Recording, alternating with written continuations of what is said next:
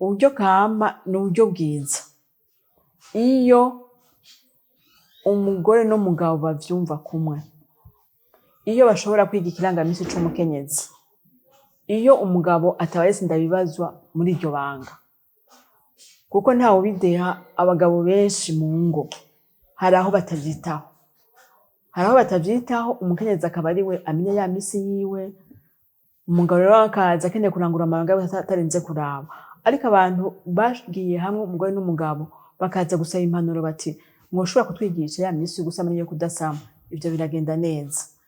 Ugereranije n'uburyo kama, uravye uburyo moderne, nk'izi metode hormonale, izi zirimwo inkabuzo zigenda kubuza ko haba imisi y'agasamo, urumva ko inkurikizi zitabura.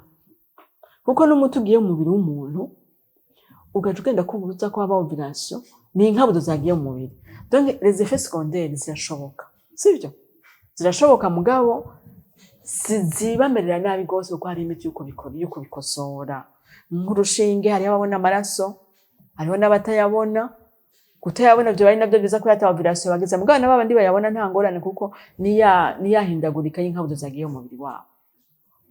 Ugasanga bariko barabona amaraso, bagira utuntu tugusenya. Hari imiti yo kubishira ku murongo, kuko niyadezeka nibe y'inkabuzo yagiye irabo. Ndiko ndavuga muri ubu buryo hormonal.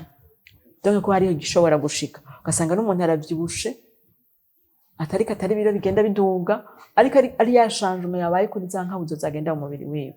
Akamunotera abagabo bubatse nuko irondoka ari rya babiri, irondoka si ry'umukenyezi. Ntibakabatererane rero, kuko umukenyezi yumvikana n'umugabo kubijanye n'ibi byo kuvyara ku rugero.